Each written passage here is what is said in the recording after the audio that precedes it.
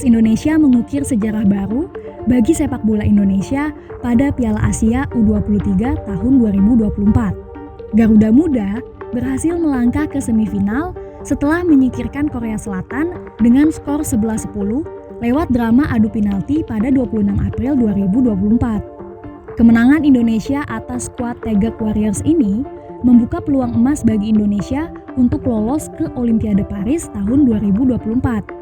Pertandingan Indonesia dan Korea berakhir 2-2 dengan waktu 90 menit dan tambahan waktu 40 menit. Pada babak penalti, Indonesia unggul dengan skor 11-10 dari Korsel. Antusiasme pendukung tim Indonesia di Stadion Abdullah bin Khalifa sangat luar biasa. 5.000 dari 10.000 kursi penonton dibeli oleh pendukung Indonesia. Terdengar jelas teriakan, nyanyian, dan dukungan yang menyemangati timnas Indonesia. Lee Kang-hee, semoga kali ini Lee Kang-hee gagal Bung Wesley.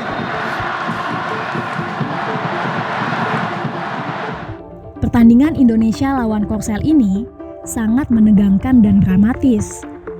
Bagaimana tidak, di menit awal aja Korea udah berhasil membobolkan gawang Indonesia.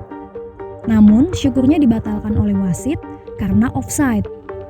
Belum lagi tragedi kaki Hubner yang diinjak pemain Korsel Lee Yong-jun. Syukurnya lagi ia mendapat kartu merah dari wasit. Tak hanya pemainnya saja, pelatih Korsel juga mendapatkan kartu merah. Pada babak pertama, Indonesia unggul dari Korsel dengan skor 2-1. Kedua gol dicetak oleh Rafael dan satu gol Korsel itu merupakan gol bunuh diri pemain timnas Komang Teguh. Di babak kedua, Korsel berhasil menyamakan kedudukan. Namun, Garuda Muda akhirnya menang dramatis melalui adu penalti dengan gol terakhir dari Arhan yang mengakhiri pertandingan. Indonesia menjadi negara pertama yang memboboli gawang Korsel di ajang AFC U23 ini. Tim sekelas Jepang, Uni Emirat Arab, hingga Cina bahkan gagal memasukkan bola ke gawang Korsel.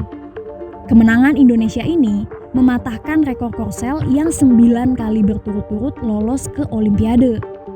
Karena dalam 40 tahun terakhir, Korsel selalu lolos Olimpiade atau kejuaraan dunia. Kali terakhir mereka tidak ikut adalah pada Olimpiade Los Angeles di tahun 1984. Pertemuan terakhir Indonesia dan Korsel sebelum Piala Asia U23 ini yaitu laga persahabatan tahun 2018. Saat itu timnas kalah dengan skor 1-2. Syukurnya, cerita pahit Indonesia Korsel berakhir di Piala Asia U23 tahun ini. Kemenangan Indonesia ini menjadi yang pertama dalam sejarah 8 kali pertemuan Indonesia Korsel. Perasaan campur aduk Shin Tae-yong sebagai pelatih Indonesia dan warga negara Korsel ini ramai dibicarakan netizen pasca pertandingan. Dalam konferensi pers, Shin Tae-yong mengaku bahagia namun juga sedih karena harus mengalahkan negaranya sendiri. Namun bagaimanapun, katanya dia harus memenangkan Indonesia karena kini ia merupakan pelatih Indonesia. Warga Indonesia sangat berterima kasih kepada Shin Tae-yong. Kolom komentar Instagram Coach Shin Tae-yong bahkan ramai dibanjiri ucapan terima kasih dari netizen Indonesia. Sementara itu, K-Nets atau netizen Korea juga ramai membicarakan mantan pemain sekaligus pelatih timnas Korsel itu. Ada yang menyebut Shin Tae-yong pengkhianat, ada juga yang menyalahkan Federasi Sepak Bola Korea karena melepas pelatih terbaik seperti Shin Tae-yong. Diketahui Shin Tae-yong pernah menorehkan sejumlah prestasi saat masih menjadi pemain maupun pelatih timnas Korsel.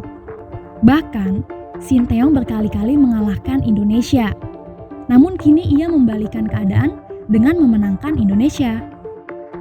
Misalnya, saat masih menjadi anggota timnas Korsel, Shin Tae-yong pernah mengikuti laga persahabatan Korsel Indonesia U23 tahun 1991 di Korsel. Saat itu, sang tuan rumah menang dengan skor 5-0.